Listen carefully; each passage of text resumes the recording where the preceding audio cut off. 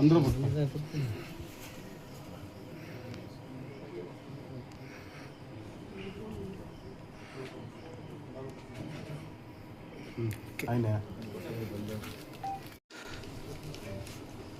అందరికీ నమస్కారం. శ్రీ శ్రీ తిరుపతి గంగమ్మ దేవస్థానం బీసీ కాలనీలో మనకి జాతర స్టార్ట్ అయింది. జాతర స్టార్ట్ అయినప్పుడు మనకి ఈసారి అమ్మవారు చాలా మంది చెప్తా ఉన్నారు, చాలా విశేషంగా జరుగుతుంది, ఈసారి గంగ పండుగ ఎట్లా ఉంటుంది ఏమో తెలియదు అనేసి చెప్తా ఉంటే, ఏదో అమ్మవారు ఆ అమ్మాయి వచ్చి నాకు ఈ సిరుసు కావాలన్నట్లా కళ్ళు వచ్చినట్లు ఉండింది నాకు. అంటే సడన్గా మా స్వామీజీకి చెప్పి, స్వామి సిరుసు చేసే వాళ్ళని పిల్లి అంటే మనం ఈ ముల్బాగుల నుంచి శ్రీనివాసపురం పోయే రూట్లో ఒప్పుకుంటా అనేసి వాళ్ళు చాలా 30 ఏళ్ళుగా చాలా సిరుసులు చేసిండారు, చాలా ఇది చేసిండారు. కానీ ఇది అద్భుతం ఏమంటే, ప్రపంచంలో ఉండే దేవాలయానికి అన్నిటికీ పోయినోడు నేను. కానీ ప్రపంచంలో 12 జ్యోతిర్లింగాలు దర్శనం చూసినాడు నేను. ఇంత కళగా, ఇంత అద్భుతంగా మా గంటావూరు గంగమ్మ తల్లి ఇంత మనకైతే కంట్లో నీళ్ళు వస్తుంది. కానీ అమ్మ ఇంత సంతోషంగా మాటలు రాలే అని అమ్మ ఇంత ఆనందంగా, ఇంత మంచి రూపము, ఇంత కళగా వస్తుందనేసి మేమైతే కళ్ళలో కూడా అనుకోలేదు. కానీ తల్లి చేపించుకునింది, మనసు సంతోషంగా ఉంది. కానీ ఏమో తెలీదు. కానీ వాళ్ళు సామాన్యంగా ఆర్డర్ తీసుకుంటే మినిమం అంటే 6 నెలలు 8 నెలలు అయితే చేస్తామన్నారు.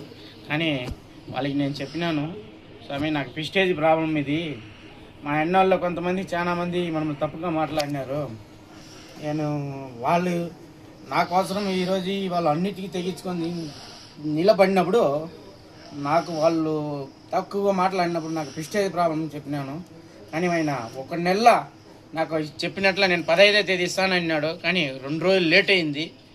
నీకు నేను చేసి మీ మర్యాద నిలబడతాను స్వామి నేను చేసినాడు. కానీ 1 నెల ఇంత అద్భుతంగా ఆ తల్లి చేపించుకుంటుందనేసి అసలు నేనైతే అనుకోలేదు.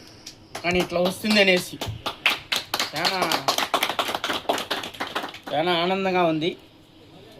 కానీ చరిత్రలో మా వంశం ఉండేవారికి ఆయన చేసిన సిరిసికి రుణపడి ఉంటాము. కానీ ఎన్ని జన్మాలు ఎడితే కూడా, ఎన్ని తరాలు పోతే కూడా ఈ అమ్మవారి ఈ రూపం అనేసి అట్లే గంటా ఊర్లో ఒక చరిత్రలా మా కమిటీ తరపున నిలిచిపోతుంది. ఇది మా కమిటీ వాళ్ళు ఉన్నారు, మా కమిటీ తరపున నిలిచిపోతుంది.